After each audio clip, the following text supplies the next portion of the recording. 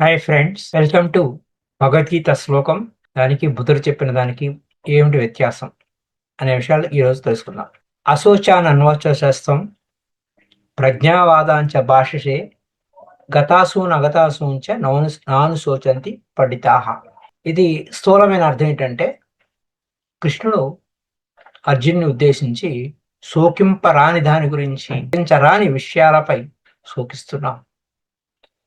జ్ఞానవంతులు మాటలు మాట్లాడుతున్నాం, ప్రజ్ఞావాదాంచ భాష్యం.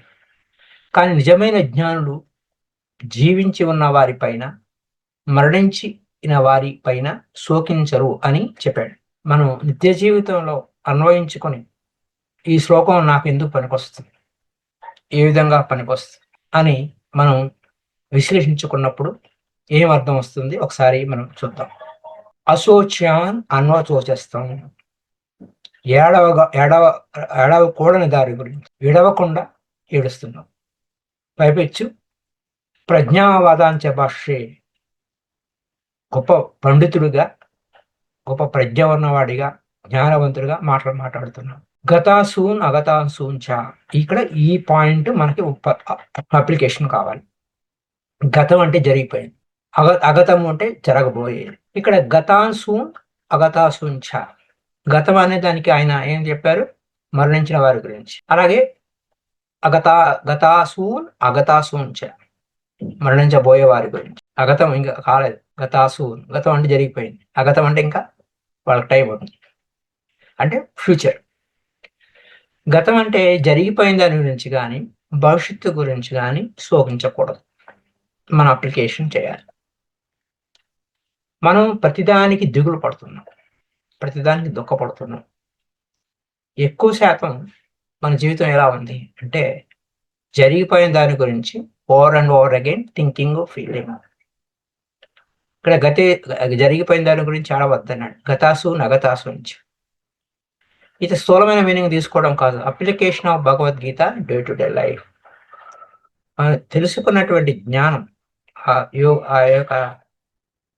ఆయన యోగేశ్వరేశ్వరుడు అయినటువంటి ఆ శ్రీకృష్ణుల వారు అర్జునుడికే కాదు, మనకు ఉపయోగపడే విషయాలే చెప్పాడు.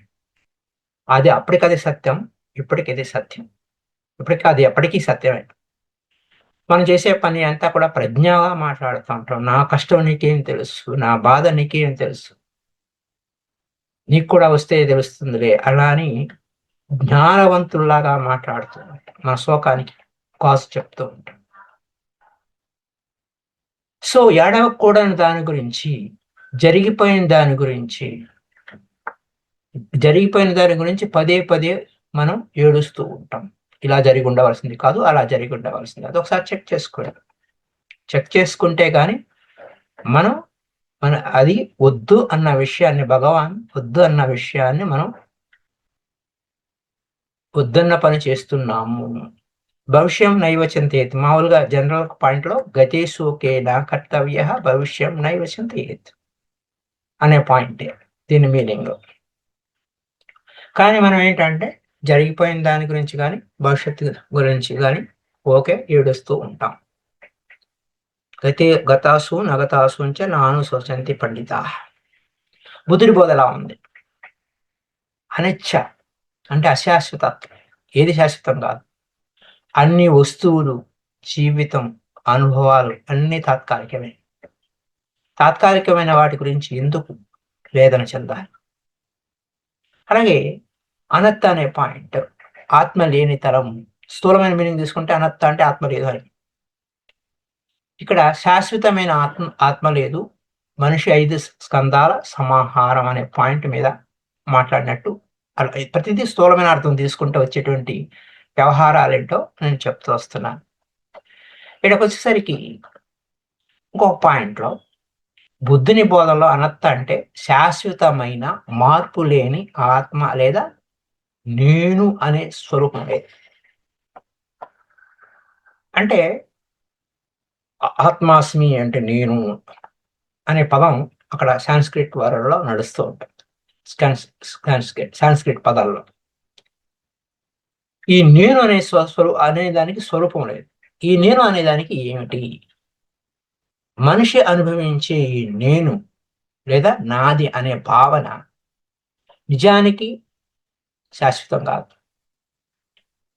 ఉదాహరణకి 5 స్కందాలు, 5 ప్రక్రియల సమాహారమే ఇది అనే పాయింట్ వస్తే, రూపం, శరీరం యొక్క రూపం, భౌతిక రూపం, అది ఎప్పుడు నిరంతరం మార్పు చెందుతూనే ఉంటుంది. వేదన, సుఖము శాశ్వతంగా ఉండదు, దుఃఖం శాశ్వతంగా ఉండదు. అలాగే సుఖము దుఃఖము లేనటువంటి స్థితి, ఈ భావాలు కూడా మార్పులు చెందుతూనే ఉంటాయి. సుఖము అంటాం కాసేపు, అలాంటి దుఃఖం అంటాం కాసేపు, న్యూట్రల్గా ఉంటాం. ఇక్కడ మనం గుర్తుంచుకుంటాం, జ్ఞాపకం పెట్టుకుంటాం, అవి కూడా మాయమైపోయాయి. సంస్కారం, మన ఆలోచనలు, సంకల్పాలు, ఇవన్నీ కూడా ఆయా పరిస్థితుల పట్ల ఉద్భవిస్తాయి, మార్పు చెందుతూ ఉంటాయి. ఆ తర్వాత క్షణం తర్వాత మారిపోతూ ఉంటాయి. అలాగే మన విజ్ఞానం, చైతన్యము, అవగాహన. మన విజ్ఞానం ఏమింది, మనం ఏం తెలుసుకున్నాం అంటే, ఇక్కడ ప్రతి అనుభవాన్ని ఇది రూపము, ఇది శాశ్వతం కాదు, ఇది వేదన, ఇది సుఖము, సుఖవేదన, సుఖము అంటే వేదన అంటే సెన్సేషన్స్, ఫీలింగ్స్. ఇది ప్రెజెంట్ ఫీలింగ్ ఉంటుంది సుఖవేదన అంటే. దుఃఖ వేదన అంటే అన్ప్రెజెంట్, ఇష్టం లేని దాని గురించి అలా ప్రెజెంట్ ఉంటుంది, న్యూట్రల్గా ఉంటుంది. ఇవేవి శాశ్వతంగా. సుఖము దుఃఖము రెండు తాత్కాలికమే అని మనం అంగీకరించాలి. అలాగే నేను అనే భావాన్ని, ఆసక్తి విడిచిపెట్టి సరైన ఆధ్యాత్మిక సత్యంలో ప్రవేశించాలి. నేను అనే భావాన్ని విడిచిపెట్టి, అది బుద్ధిపరంగా, రైట్. ఇక్కడ ప్రతిదీ మన జీవితంలో అర్థం, అవగాహన చేసుకున్నప్పుడు, రూపం అనేది ఇలాంటిది, శరీరము, భౌతిక రూపము, పంచేంద్రియాలు, మన కళ్ళు, పంచేంద్రియాలు అంటే కళ్ళు, చెవులు, చర్మం, శరీర భాగాలన్నీ ఫిజికల్ మ్యాటర్స్. ఇది అనిత్యం. వృద్ధాప్యము, వ్యాధి, మరణం వల్ల మారిపోతూ ఉంటాయి. వేదన, మనం అనుభవించే భావాలు, సుఖము దుఃఖము, తటస్థం. ఉదాహరణకి రుచికరమైన ఆహారం తినడం వల్ల సుఖంగా ఉంటుంది, ఏదైనా గాయం వలన దుఃఖం ఉంటుంది. ఇవన్నీ తాత్కాలికం కాబట్టి వీటిపైన ఆసక్తి పెంచితే శోకం అవుతుంది. గుర్తింపు, జ్ఞాపకము, వస్తువులను గుర్తించే శక్తి.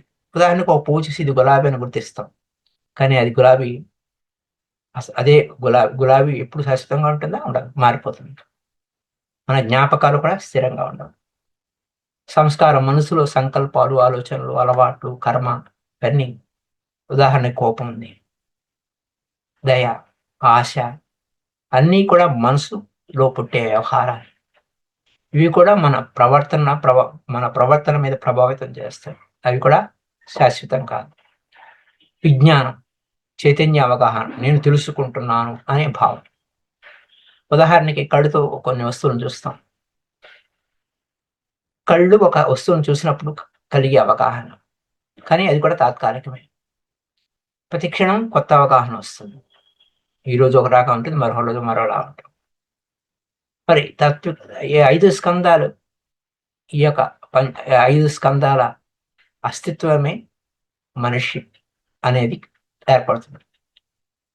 ఈ 5 స్కందాలతో ఉన్న విషయాలు, రూపము, అవన్నీ చెప్పుకున్నాం కదా. అంటే ఈ రూపము, వేదన, సంజ్ఞ, సంస్కార, విజ్ఞాన, ఇవన్నీ కూడా నిరంతరం మార్పులు చెందేవి. ఇవన్నీ కలిపి మన శరీరం. ఇది శాశ్వతం కాదు. ఈ నేను అనేది ఇవేవి శాశ్వతం కాదు. అంచేత దాన్ని అనత్త అన్నారు. ఇది శాశ్వతం కాబట్టి అనత్త, లేదు అని. నాయితీ అని తోసేశారు. దాన్ని అనాత్మవాదం అని అన్నారు. అది మనం వారి గురించి కాదు, మనం నాలెడ్జ్ గురించి తెలుసుకున్నాం. మనం నేను అనే భావన నుంచి స్వస్వరూపం, ఈ మనము అని భావించే, మనం నేను అని భావించే స్వరూపం ఈ స్కందాల సమాహారం మాత్రమే. ఆచరణలో ఉపయోగం ఏంటంటే, మనం ప్రతి స్కందం తాత్కాలికమని గమనించాలి. సుఖము, దుఃఖము 2 తాత్కాలికమని అంగీకరించాలి. విముక్తి వైపుకి అన్నిటి మీద ఈ క్రేవింగ్ లేకుండా విడిచిపెట్టి నిర్వాణం వైపు ప్రయాణం చేయాలి. అంటే ధ్యానం. అది అక్కడున్న విషయం. నిర్వాణము, పరినిర్వాణము, మహాపరినిర్వాణం అని చెప్తుంటారు కదా! అది బుద్ధుని వైపు వెళ్ళే వ్యవహారం. ఇక్కడ మరి కృష్ణుడు చెప్పింది కూడా ఏడవద్దనే చెప్పారు. ఇద్దరు చెప్పింది ఇలా ఏం తేడా ఏముంది? ఇద్దరు ఒకటే విషయం చెప్పారు. శోకం విడిచిపెట్టమనే చెప్పారు ఇద్దరు. ఒకాయన ఆత్మ శాశ్వతం అని చెప్పొచ్చు. ఒకాయన ఈ ఆత్మ అంటే మనం అనుకునే ఆత్మ, నేను అనబడే ఆత్మ లేదు అనే పాయింట్ ఆయన చెప్పారు. నేను అని ఫీల్ అయ్యేది అది లేదు నాయనా అని చెప్పారు. ఇంతే తేడా గాని ఇద్దరు ఒకే విషయం మీద కామన్‌గా చెప్పేదేంటంటే శోకము అన్ని భావాలు తాత్కాలికమే. కాబట్టి శోకం వద్దు అని. అలాగే కృష్ణుడు ఏదో ఏడుస్తున్నాడు కాబట్టి ఆత్మ ఎప్పటికీ నశించదురా, నువ్వు ఏడవబాకరా అని ఆయన చెప్పాడు. మొట్టమొదట శోకం వద్దని చెప్పారు. అయితే ఇక్కడ మనకి ఈ శోకం లేకుండా మనం చేయాల్సిన లక్ష్యం ఏమిటి? నిర్వాణం వైపు ప్రయాణం, ఆసక్తి విడిచిపెట్టి నిర్వాణం ప్రయాణం బుద్ధుడు చెప్పింది. మోక్షమన్నా, నిర్వాణమన్నా పర్యాయ పదాలే. అది పాళీ భాష నిర్వాణం, మోక్షం అనేది మన సంస్కృత భాష లేదా మన తెలుగు భాష. ధర్మం ఆచరించు, ఆసక్తి విడిచిపెట్టు, ధర్మం ఆచరించు. So thank you. ఈ యొక్క విషయాలు భగవద్గీత శ్లోకమైనా సరే, ఏదైనా సరే మన జీవితంలో ఎలా వాడుకుంటున్నాం అన్నది కొంచెం విచారించుకోవాలి. స్థూలమైన అర్థాలు చేసుకుని ఆయన అర్జునుడికి చెప్పాడు, నాకు చెప్పలేదు అనేది కాకుండా అశోచానన్వచుచస్తం ప్రజ్ఞావాదాంచ భాషే గతాసూనగతాసూంచ నానుసంసంతి పండితాహ అంటే మనం కూడా మహా గొప్ప పండితులలాగానే మన ఏడుపే గొప్ప, తన దుఃఖమే నరకమండ్రు, తన శోకమే నరకమండ్రు అన్నట్టు తన శోకమే గొప్ప పరమావధిగా మనం మన జీవితంలో ప్రతి ఒక్క ఇంట్లోనూ ఈ గోల ఉంది. కాబట్టి అర్జునుడికి మాత్రమే శ్రీకృష్ణుడు బోధించాడు కాదు, మనకి బోధించాడు. అది ఎంత మాత్రం అర్థమయ్యింది? మీ అభిప్రాయాలు నాకు తెలియచేయండి. Thank you very much.